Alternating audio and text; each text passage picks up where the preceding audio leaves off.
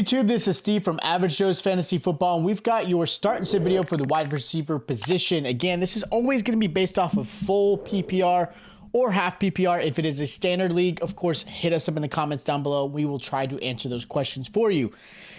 Hopefully, you guys have checked out our start and sit video for the running back and quarterback position, and there have been a lot of news going on, especially for the running back position. So hit us up in the comments for your lineup questions there, because there are a lot of new signs, trades, and of course, injuries galore.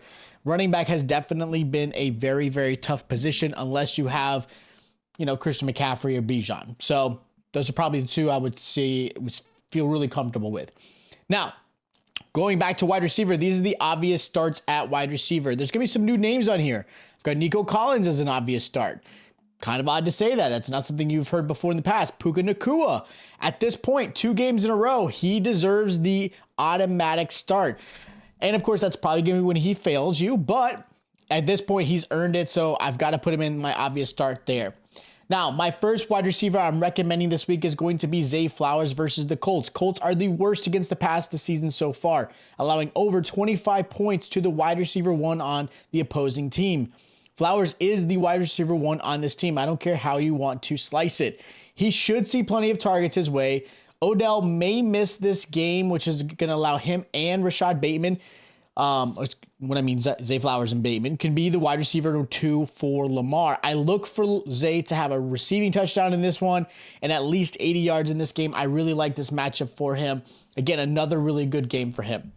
Now, another receiver I'm going to mention as a good start is Amari Cooper versus the Titans. Titans just gave up 31 points to Keenan Allen last week, and a hobbled, injured Amari Cooper on Monday night put up 16 points. A lot of people were unsure he was going to even play, and he still did, and that was with 10 targets his way.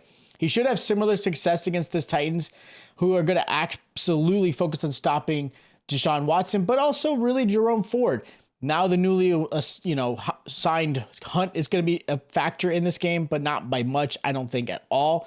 But that is going to allow, I think realistically, because I think the Titans can be up in this game, Cooper is going to see a similar 18 to 20 point success. I really like this matchup for him, and he's definitely the number one target for Watson. Watson has struggled. I'm not loving what Watson has done this season, and I think a lot of people feel the same way. But I like Amari Cooper. I think this is a really good matchup for him. Now, another receiver I recommend this week is Michael Pittman versus the Ravens. Pittman so far this season has seen plenty of targets with 33 in 2 games. He is definitely Richardson's favorite target. Now, Richardson may miss this game due to his concussion, so Gardner Minshew becomes the QB1. I still think Minshew does add value and going to really target Pittman pretty often. But again, whether it's Richardson or Minshew, I still like Michael Pittman. Baltimore's allowed plenty of points to wide receivers and almost 186 yards a game as well. Colts should be behind, and this injury-riddled secondary for the Ravens, an absolutely must start for Michael Pittman.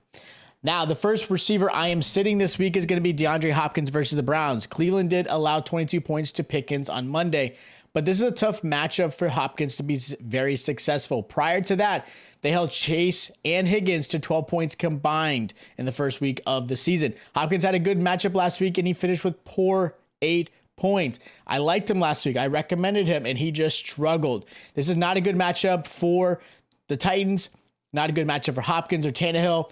I am sitting him this week unless you have no absolute, really nobody to replace him. Then I would put him in the flex. Don't like it. I'm sitting him.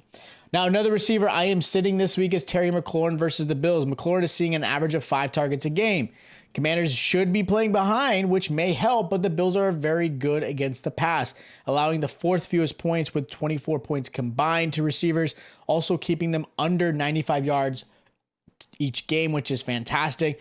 Tough matchup for McLaurin and Dotson. I like Sam Howell. He's definitely shown some moxie, and he's been really good in situations when he can be, but this is a tough matchup, McLaurin. And realistically, McLaurin's best game was last week. He was underwhelming first week with the whole injury situation going into the season. I still think McLaurin has a decent season, but this is not a good matchup for him. Now, the last receiver I'm recommending as a sit is Chris Olave versus the Packers. Now, I liked Olave last week, but the Pack have a very good pass defense. Plus, having Jair Alexander as your cornerback one helps a lot. Olave has played well in the past 2 games, but again, having Alexander as the guy shadowing Olave is going to make this challenging. London does play a lot of the outside. A lot of the inside is going to be Michael Thomas, who may have some value in this game because of where he plays and not being covered by Alexander. But this is one that I don't really feel comfortable. I know a lot of people are going to talk about Drake London, who had a good game last week, but if you watch the game, Drake London was moved around pretty well, and on top of that, wasn't covered by Alexander that often. I expect Olave to be the one covered, and Michael Thomas having an okay game because he's going to be in the slot. Now, as far as my sleepers go, the first sleeper I have is going to be Drake London. I like Drake London's matchup this week versus the Lions. He had a great game putting up over 18 points last week. The offense looked alive in the passing game, which was awesome because realistically, this Falcons team is a run-heavy offense. So I know there is doubt with this Falcons pass offense, but the Lions defense is horrible against the pass, allowing 63 points combined to wide receivers a game and almost 3 touchdowns to receivers.